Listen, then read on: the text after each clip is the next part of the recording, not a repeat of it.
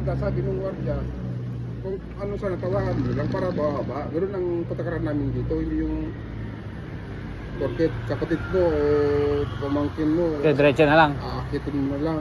Ah. Hindi, tawagan mo na lang. Mahigpit yung mga ganyan eh. Oh. Kailangan may kakailan. Papa sila rito. Ayos talaga ano yung tanda.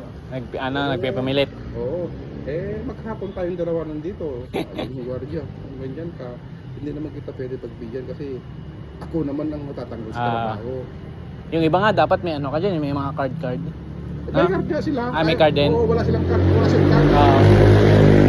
Kung may card ka, Pwede. Wala eh.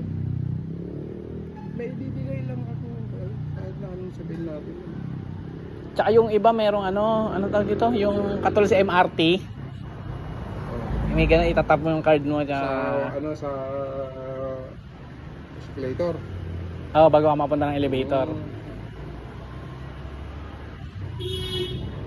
So dapat hindi siya Halimbawa, number ng kabila 299. Doon din meron din 2299 din. Pareho. Tambal nga, tambal na building. Kaya dapat alam mo kung anong tower ka. Dapat ngayon lang ako nakaroon ng gano'n nakabal. para. Tapos same number. Halimbawa, di ba ito, kabila. Di ba? Hanggang doon kabila, di ba? So, ano yung number dito na kwarto? Same lang din sa kabila. Nakakalito talaga yun, Wala man lang identification na nangyari, A ka, A1, Wala. tapos sa kabila B1. Kaya ba, B1 to, B1 dito. Oo. B2 ito, meron din B2 to. Nakakalito nga yun ba?